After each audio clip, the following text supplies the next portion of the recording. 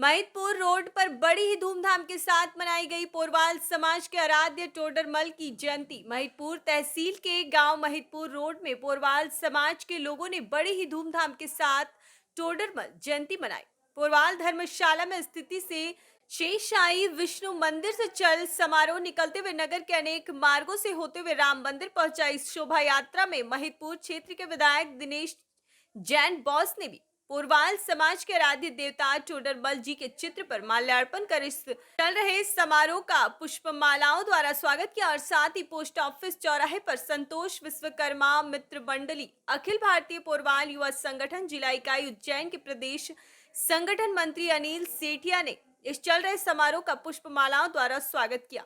साथ ही सभी महिलाओं ने एक ही रंगों के पोशाक पहनकर एक करतल में गरबा नृत्य करते हुए जन्मोत्सव मनाया, जो मनमोहक आकर्षण का केंद्र बिंदु रहा। पोरवाल समाज के व्यवस्थापक नरेश सेठिया ने जानकारी देते हुए बताया कि प्रतिवर्ष अनुसार इस वर्ष भी पोरवाल समाज जनों ने पोरवाल समाज के आराध्य टोडरमल जी की 423वीं जयंती बड़े ही उत्साह के साथ मनाई। चल समारोह के पश्चात भोजन प्रसादी की व्यवस्था भी की गई।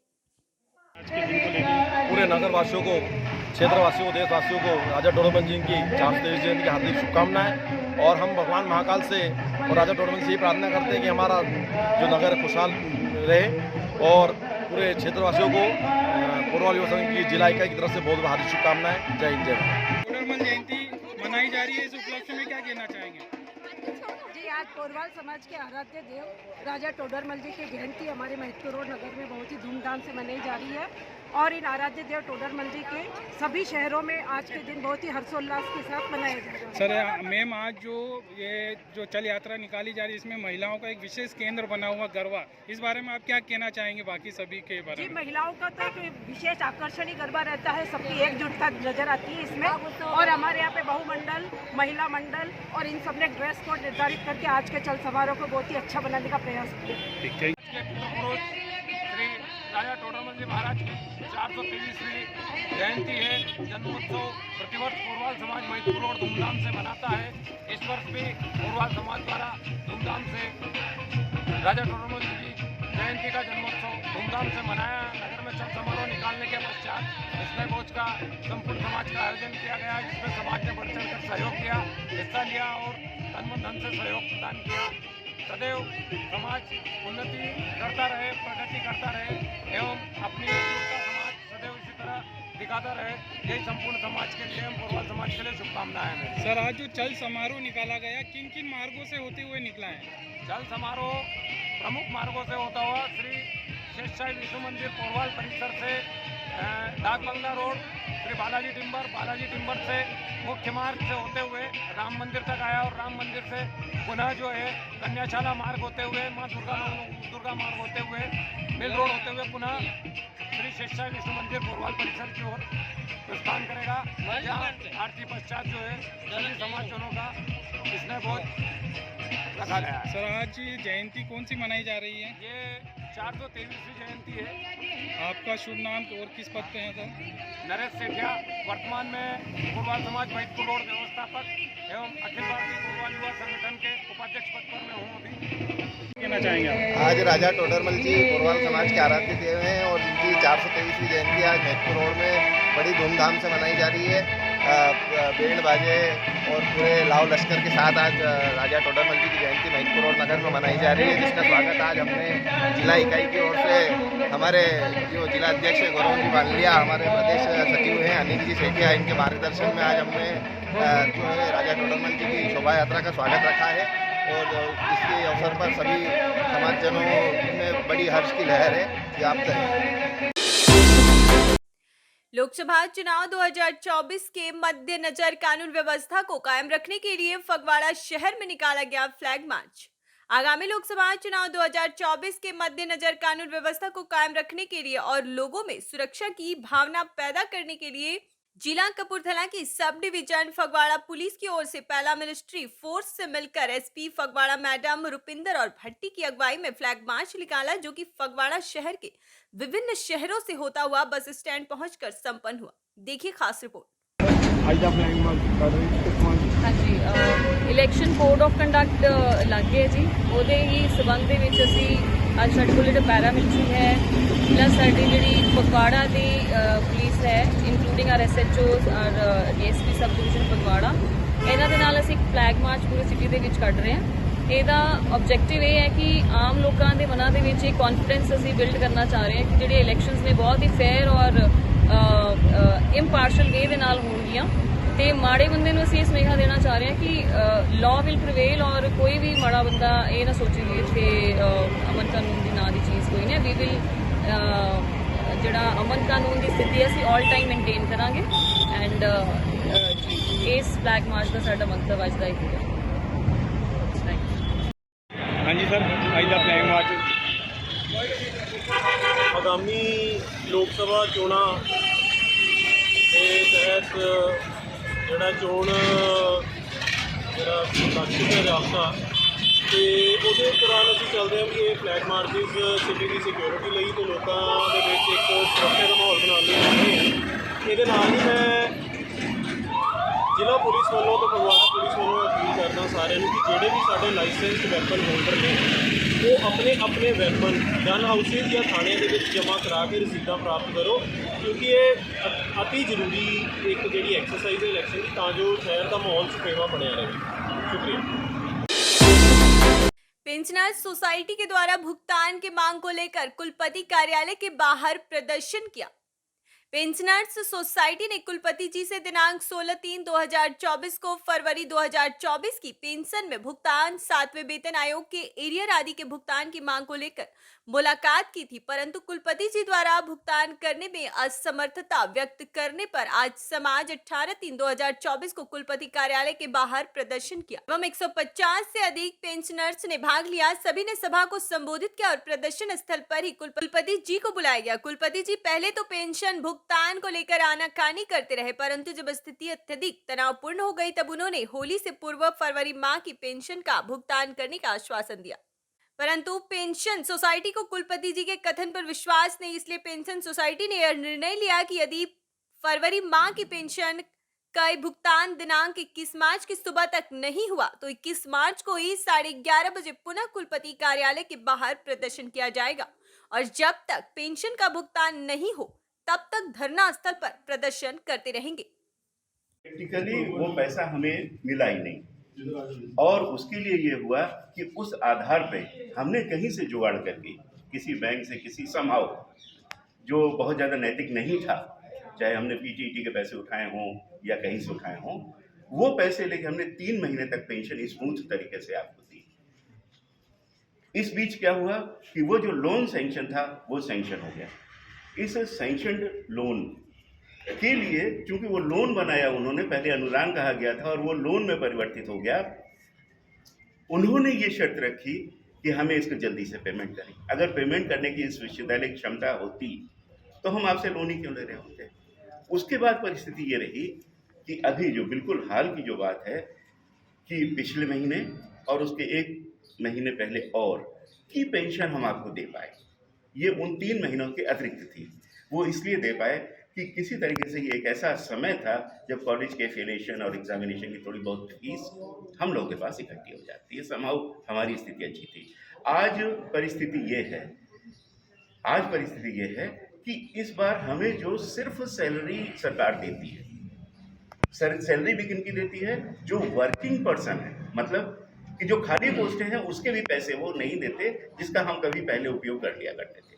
अब वर्किंग पर्सन्स की जो पेंशन मिला करती है उसमें से उस लोन की किस्त नहीं थी, वो जबरदस्ती 5 करोड़ रुपए हमारे काट लिए गए, 5 करोड़ रुपए। और उन्होंने जो ब्याज उसमें लगाया है वो 10% लगाया। इससे तो अच्छा हम 7% जो बैंक से कहीं से ले लेते हैं।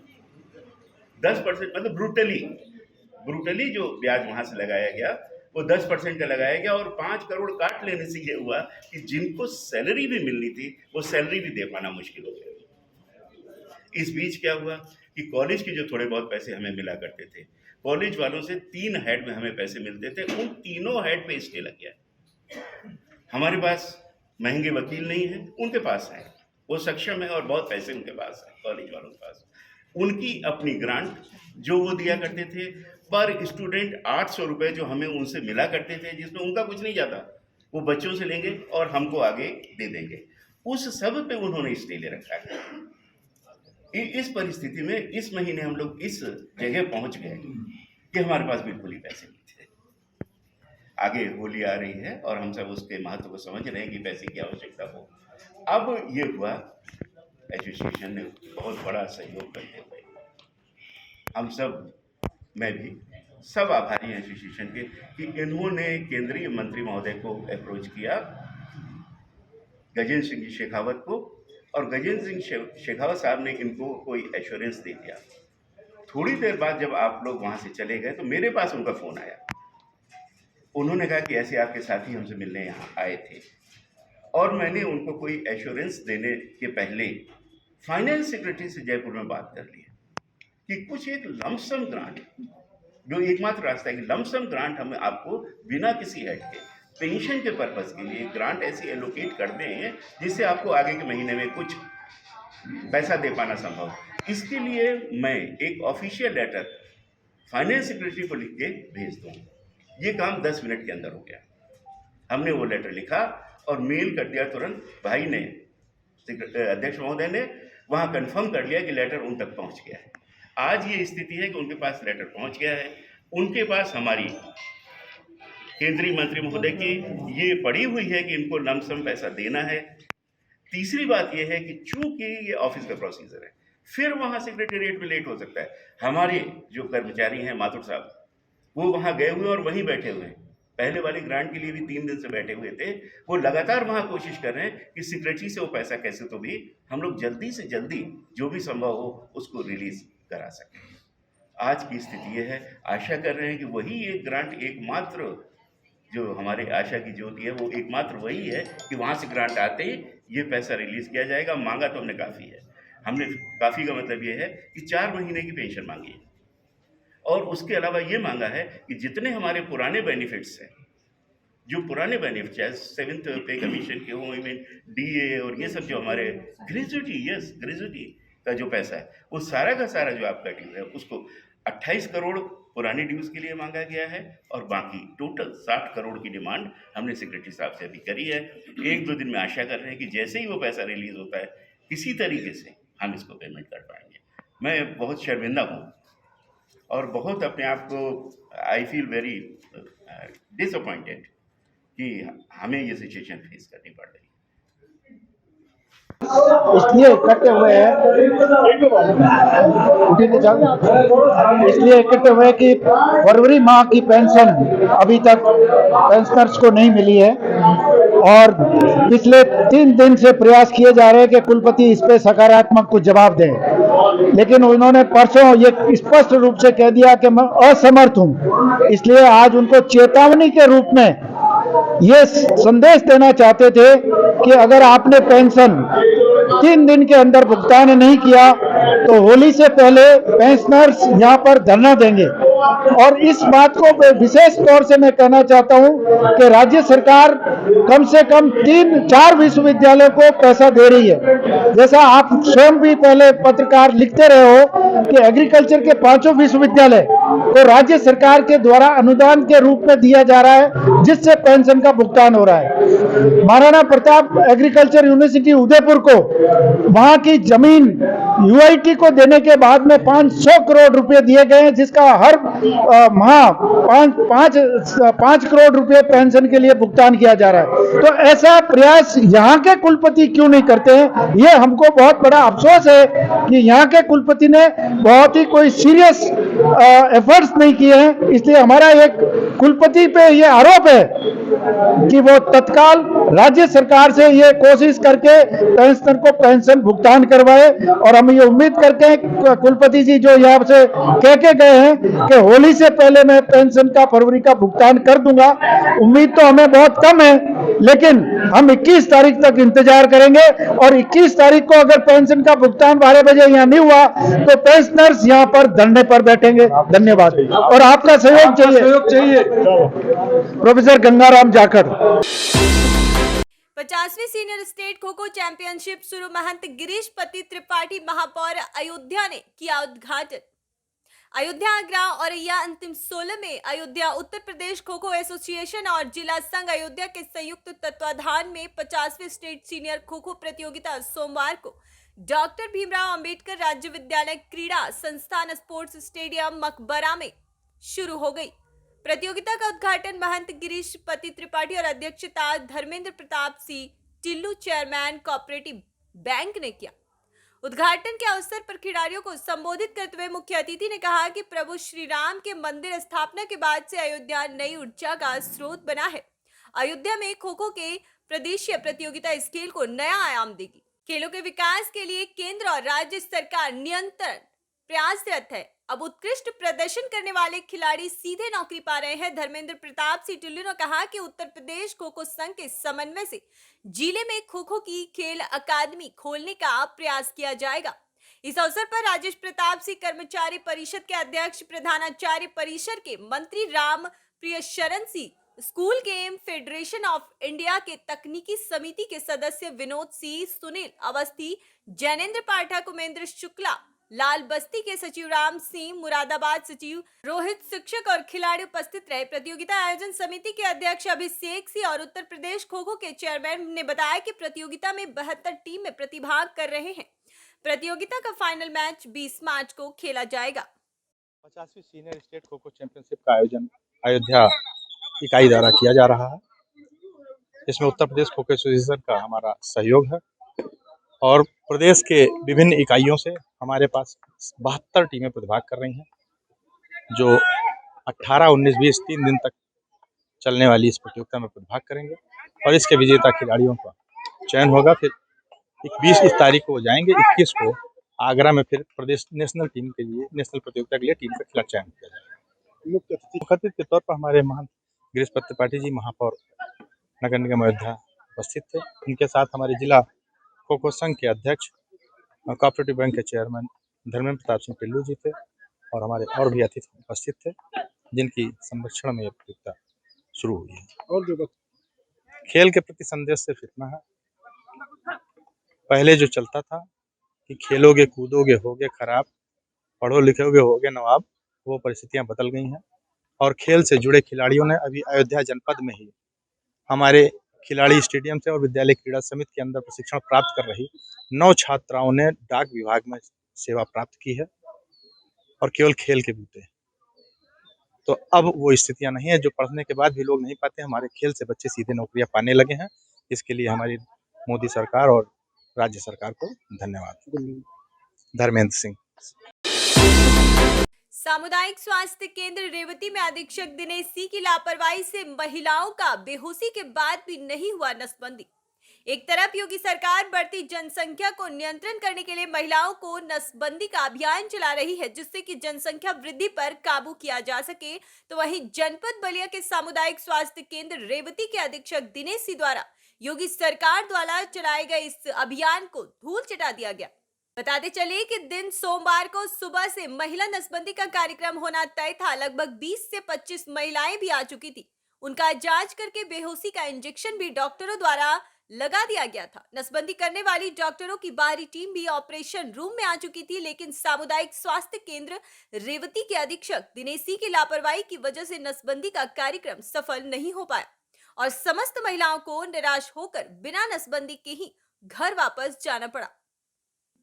बताते चले कि हॉस्पिटल अधीक्षक दिनेश सिंह इस लापरवाही से मरीजों के परिजनों में काफी आक्रोश है और उन्होंने मुख्य चिकित्सा अधिकारी बलिया स्वास्थ्य मंत्री ब्रजेश पाठक और मुख्यमंत्री जी से इस लापरवाही के खिलाफ जांच करवाने और दोषी के खिलाफ उचित कार्रवाई की मांग की है।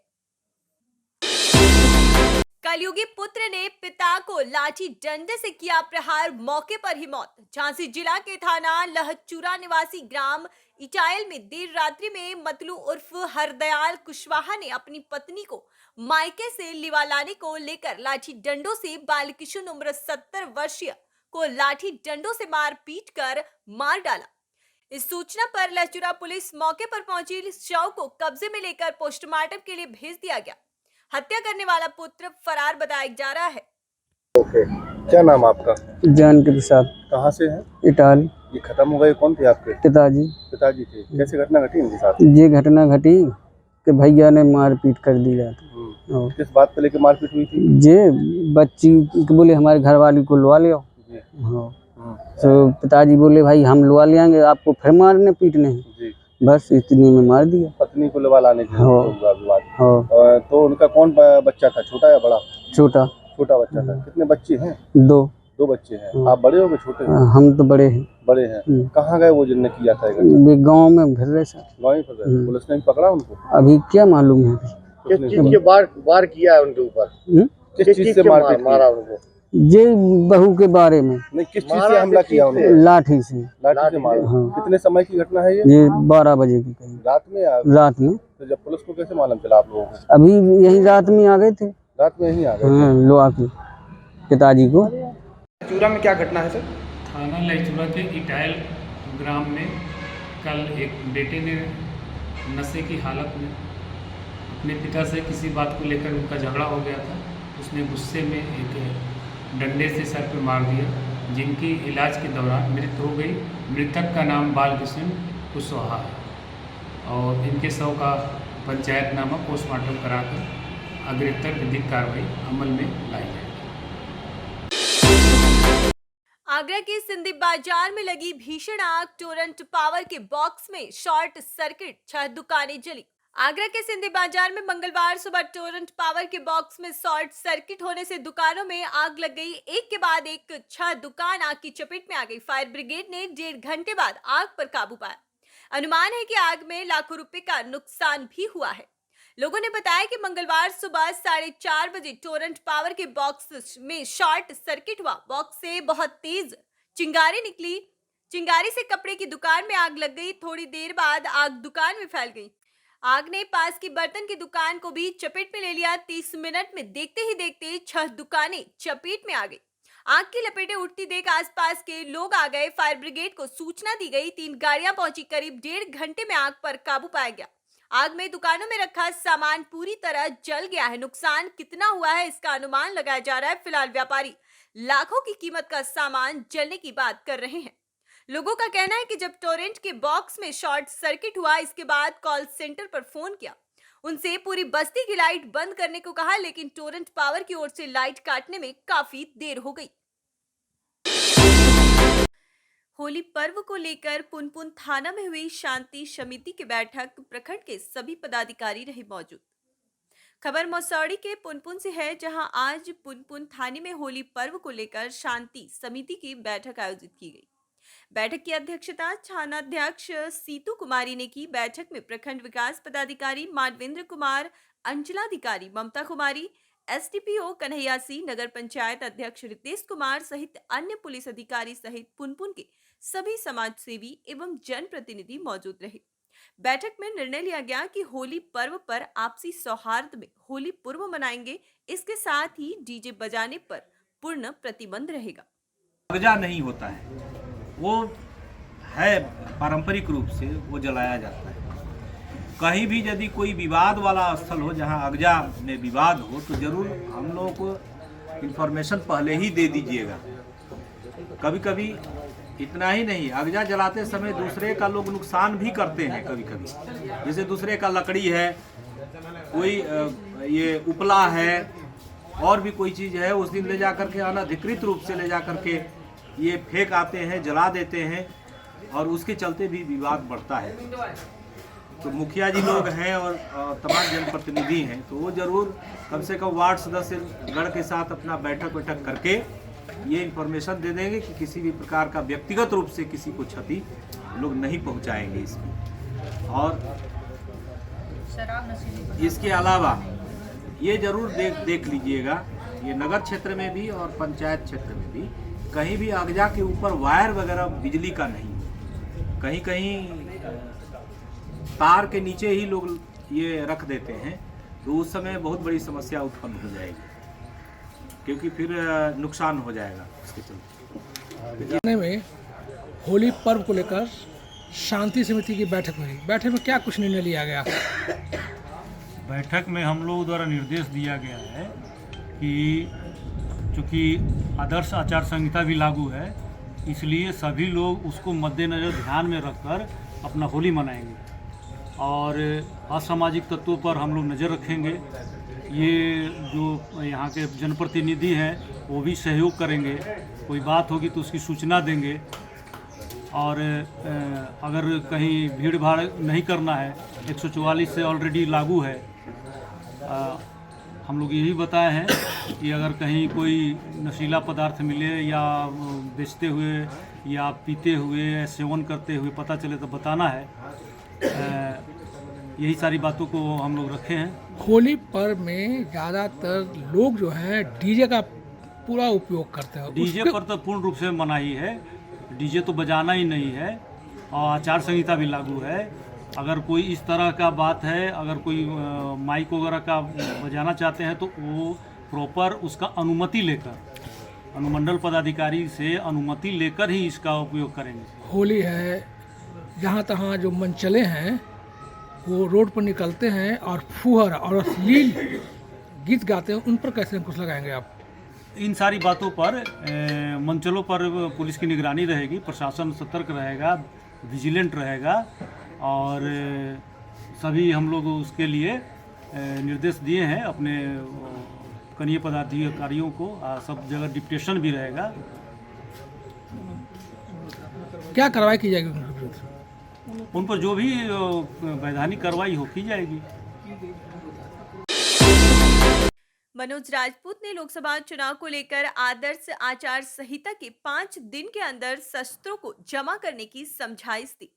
खबर शिवपुरी जिले के बैराड़ से है। बैराड़ थाना प्रभारी मनोज सिंह राजपूत की नई जानकारी देते हुए बताया कि देश में 16 मार्च से लोकसभा चुनाव को लेकर जारी ही आदर्श आचार संहिता के बाद शिवपुरी कलेक्टर एवं जिला दंडाधिकारी रविंद्र कुमार चौधरी ने लोकसभा निर्वाचन 2024 की गतिविधियों एवं प्रक्रिया को व्यवस्थित, स्वतंत्र, निष्पक्ष, निर्विघ्न रूप से संपन्न करने, कानून व्यवस्था बनाए रखने, मानव जीवन की सुरक्षा, लोक शांति बनाए रखने हेतु शस्त्रों के उपयोग पर प्रतिबंध लगाने व प्रचलित शास्त्र को उक्त समस्त शास्त्र अनुज्ञप्ति आदेश जारी होने के 5 दिवस में अपने शस्त्र पुलिस थाना बैराड़ में थाना प्रभारी मनोज सिंह राजपूत के पास जमा करवाए। लोकसभा चुनाव वर्ष 2024 में आदर्श आचार संहिता 16 मार्च को लगने के बाद समस्त क्षेत्र के लाइसेंस धारी को अपने अपने शस्त्र 5 दिवस के भीतर 20 मार्च से पूर्व ही जमा करना अनिवार्य है। पुलिस थाना बैराड़ में जमा करवाए निर्देशित आदेश यानी कि 20 मार्च से पूर्व कोई भी लाइसेंस धारी अपना शस्त्र जमा नहीं करवाता है तो उस पर वैधानिक नियम के अनुसार कार्रवाई करते हुए लाइसेंस निरस्त करने की कार्रवाई की जाएगी। और थाना प्रभारी बैराड़ मनोज सिंह राजपूत द्वारा सभी क्षेत्रवासियों से अपील की गई थी अपने अपने लाइसेंसी शस्त्र जमा करवाने का कष्ट करें। सर, ये आने वाले चुनाव के लिए बंदूक को जमा करने के लिए क्या कुछ निर्देश किया गया है? लोकसभा चुनाव वर्ष 2024 की आदर्श आचार संहिता दिनांक 16 मार्च से लागू हो गई है और माननीय जिला दंडाधिकारी महोदय शिवपुरी के द्वारा समस्त लाइसेंसधारियों के शस्त्र 5 दिवस के भीतर यानी 20 तारीख तक जमा करने हेतु आदेशित किया गया है। अगर कोई शस्त्र नियत दिनांक तक अगर संबंधित थाने में जमा नहीं करता है तो उसके लाइसेंस निरस्त की कार्रवाई की जाएगी। अतः मेरा समस्त क्षेत्रवासियों से विनम्र अनुरोध है कि अपने लाइसेंसी शस्त्र दिनांक 20 मार्च 2024 से पूर्व थाना बैराड़ में जमा करने का कष्ट करें।